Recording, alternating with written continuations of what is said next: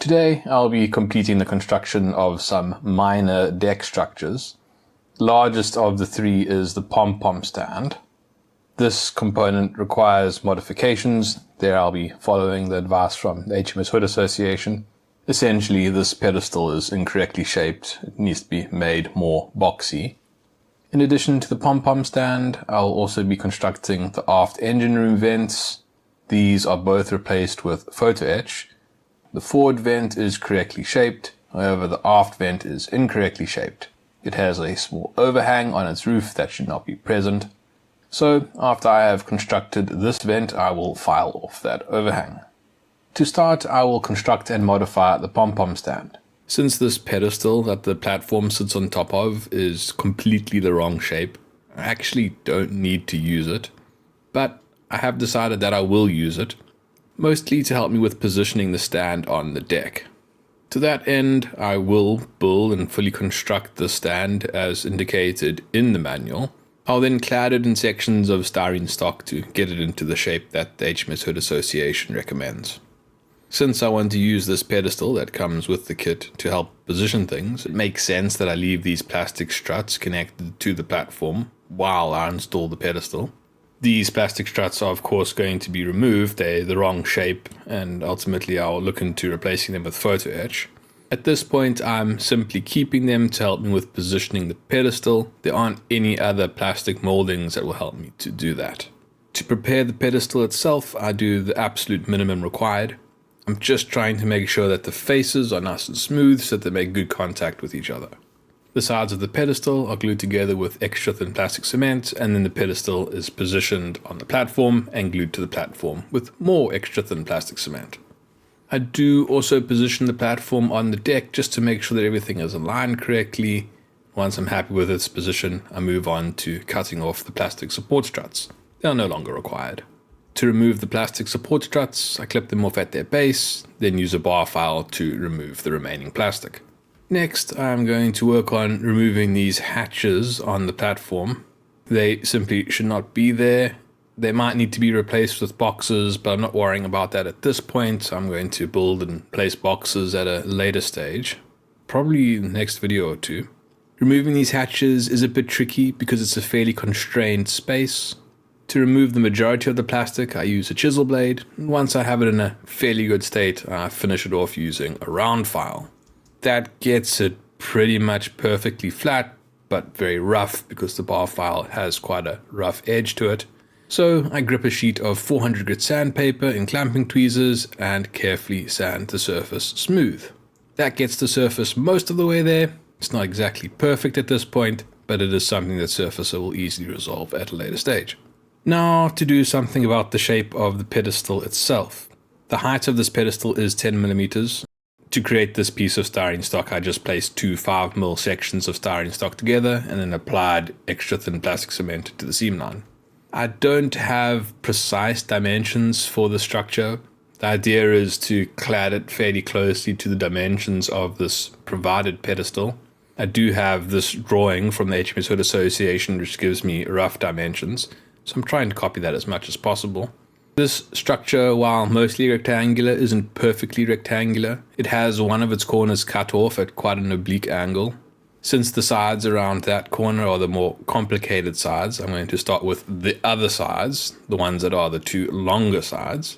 Using the drawing from the HMS Hood Association, I cut sections to length and ensure that it will fit around this inner plastic core that I'm cladding. By using the component that comes with the kit as the core to build the structure around, it also helps me ensuring that everything is standing vertical, and it gives the component a little bit more strength. After using thick plastic cement to glue the two sides together, I place the component on the underside of the platform and glue it to the curved face of the pedestal that was provided with the kit. For the front face, I cut a slightly shorter piece of styrene stock than for the aft face, and glue it to the side of the pedestal using extra thick plastic cement. To finish enclosing the pedestal, I cut another section to the same dimensions as the section for the port side, and then I take that piece and cut a section out of it to create that bend. After using thick plastic cement to glue the longer face that runs parallel to the port face in place, I apply a drop of thick super glue and then glue in place the thin panel that runs at an angle. Once all the panels are correctly positioned, I reinforce the bonds using extra thin plastic cement. Since I will be applying putty to the gaps in this cladding and then removing it with a file, I do want to give the component a bit more structural integrity. I'm a bit concerned that when I'm filing off the putty, I might get a bit too rough and put too much pressure on the component, which could cause these corners to open up again. So to ensure that it will have the necessary strength, I fill the gap between the pedestal that was provided with the kit and the cladding that I installed with extra thick superglue. After the superglue is dried, I apply putty to all the corners to fill the gaps, and then after the putty has dried, I remove it using a bar file. Once happy with the surface after filing and sanding, I sprayed with Mr. Surfacer 500 to create a good smooth finish and to fill any micro scratches that were left behind. During this process, any defects are also revealed and those are addressed. This structure is now ready for painting, but I'm going to paint everything all at once, so I'm going to move on to the construction of the engine room vents. Starting with the easier vent first. This one has a simple box-shaped structure with a flat roof that goes on top of it. This is also the structure with an overhang that needs to be removed. I think trying to adjust the overhang before it's installed on the sides of this vent will be more difficult. So I'm just going to construct it as intended. And then once everything is securely glued together, I will simply file the edge of the roof back to the sides of the vent. After preparing the photo etch parts, just filing off any burrs on the edge, I fold the walls up into position. The walls are all attached to this rectangular base, which is actually quite helpful with keeping everything in alignment.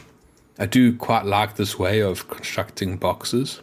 Once the sides are folded up into position, I glue them together using extra thin super glue, and then I place the walls in contact with the roof, and then glue them in place also using extra thin super glue.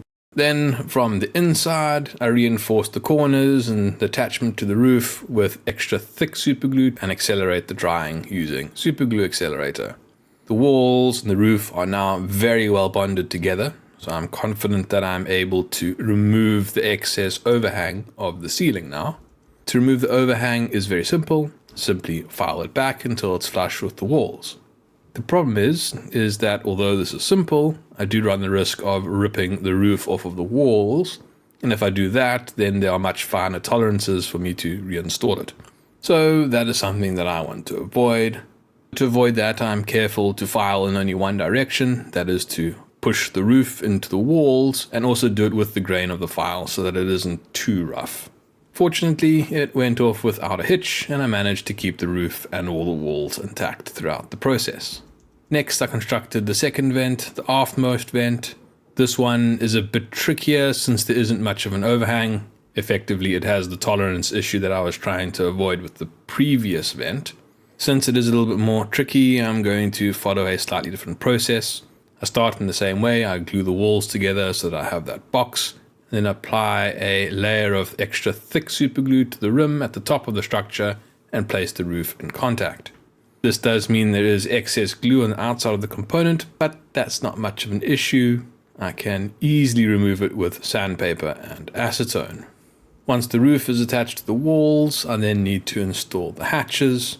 These hatches are found a bit difficult to bend with tweezers, but if you have a photo etch folding tool, they are trivial to bend. Simply carefully align them in the photo etch folding tool and use a razor blade to fold them shut.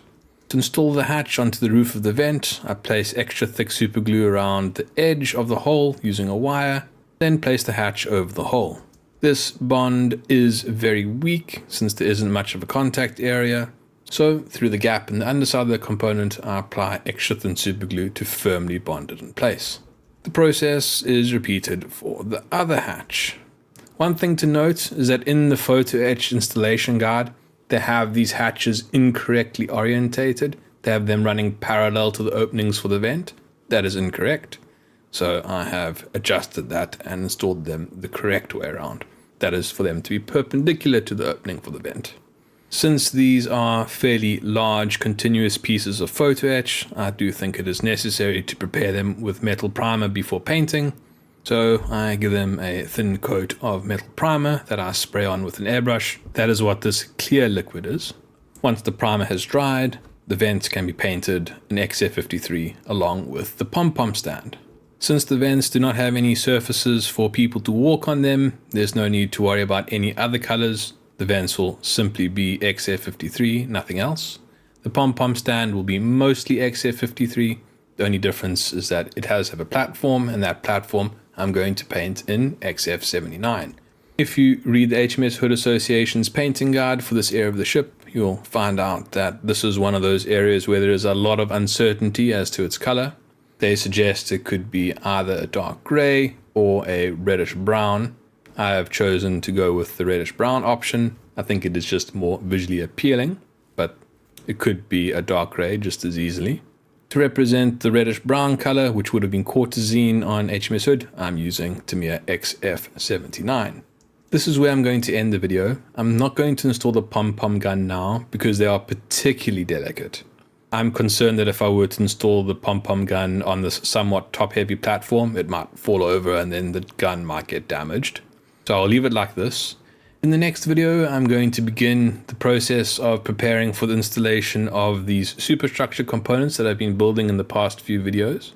Essentially, that means doing a pass through the entire deck and installing all of the minor fixtures. If you would like to support this channel or see how this ship looks when it is completed, then please subscribe. Thanks for watching. Cheers.